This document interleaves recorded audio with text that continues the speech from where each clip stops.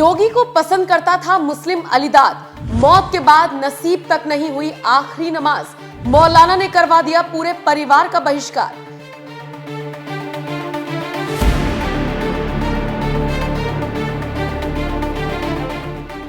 नमस्कार, स्वागत है आप सभी का। आप देख रहे हैं एनएमएफ न्यूज, आपके साथ मैं हूं नमिता चौधरी। देश में एक एजेंडा तो बहुत डंके की चोट पर चलाया जाता है कि मुसलमान बीजेपी को वोट नहीं देता, बीजेपी मोदी योगी से नफरत करता है। लेकिन जो मुसलमान बीजेपी को वोट देता है, जो मुसलमान मोदी की तारीफ करता है, योगी के कामकाज की तारीफ करता है, उनका हाल क्या होता है, इसके बारे में कभी किसी ने आपको बताया है? कभी किसी ने आपको वो तस्वीर दिखाई है जिसमें एक बीजेपी समर्थक मुस्लिम को जीते जी तो उसके समाज ने गालियां दी ही, मरने के बाद भी उसे आखिरी नमाज तक नसीब नहीं हुई, उसकी कब्र पर रोने वाला कोई नहीं था। अमूमन जनाजे में सैकड़ों मुसलमान साथ चल देते हैं, लेकिन इस जनाजे में कोई शामिल नहीं हुआ। अलीदाद का गुनाह क्या था जानते हैं? उसका गुनाह था कि वो योगी को पसंद करता था और डंके की चोट पर इसका ऐलान भी करता था। अब सोचिए, जिन लोगों को लगता है कि योगी मुसलमानों के साथ भेदभाव करते हैं, क्या ये उनके मुंह पर करारा तमाचा नहीं कि ऐसे भी मुस्लिम प्रदेश में हैं जो योगी को इतना पसंद करते हैं, लेकिन बदले में अपने ही समाज से बहिष्कार कर दिए जाते हैं। ये खबर मुरादाबाद के कुदरकी गांव की है, जहां के रहने वाले अलीदाद खान को आखिरी वक्त की नमाज तक नसीब नहीं हुई। इमाम ने साफ कहा कि अलीदाद गैर इस्लामिक गतिविधियां करता था, इसीलिए उसको आखिरी नमाज नहीं दी गई। जैसे ही मामले ने तूल पकड़ा, अब वही इमाम सफाई देता हुआ नजर आ रहा है। दरअसल 23 जुलाई को अलीदाद की मौत हुई। जनाजे की नमाज के लिए इमाम को बुलाया गया।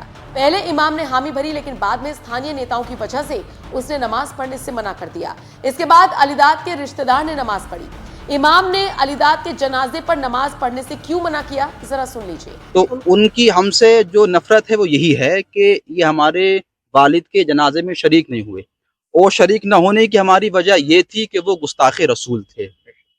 वो हमारे धर्म के ताल्लुक से गलत बयानियां करते थे, और हमारा जो पैगम्बर रसूल हैं जिनसे हम जान से ज्यादा मोहब्बत करते हैं, तो उनकी शान में गुस्ताखियां करते थे, न जाने क्या क्या अफसनाब बोलते थे।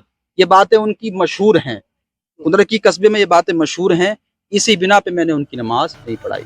इस पूरे मामले में यूपी पुलिस भी फुल एक्शन में है। इमाम समेत 5 लोगों के खिलाफ केस दर्ज कर लिया गया है। इनमें राशिद के अलावा सपा से जुड़े पूर्व चेयरमैन असलम, शमीम खान, सराफत खान और मतीन खान के खिलाफ अलीदाद के बेटे के कहने पर शिकायत दर्ज हुई है। नियमित प्रार्थना पत्र प्राप्त हुआ। प्रार्थी थे दिलनवाज खान पुत्र अलीदाद खान। इनका ये कहना था कि उनकी पिता की मृत्यु हो गई थी, तो वह अपने पिता के जनाजे की नमाज पढ़ाने के लिए मौलवी साहब के पास गए। तो मौलवी साहब ने नमाज पढ़ाने के लिए मना कर दिया, और उनकी कमेटी के कुछ 2-3 लोग थे, उन्होंने उनको जान से मारने की धमकी दी।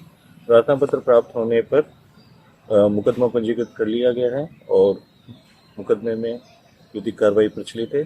जो भी विवेचना में तथ्य आएंगे, उसके आधार पर अग्रिम विधिक कार्रवाई की जाएगी। बहरहाल मुरादाबाद से सामने आई ये चौंकाने वाली खबर देखकर हर कोई हैरान है, स्तब्ध है। अब आपके हिसाब से योगी को ऐसे लोगों के खिलाफ क्या एक्शन लेना चाहिए, कमेंट करके अपनी राय हमें जरूर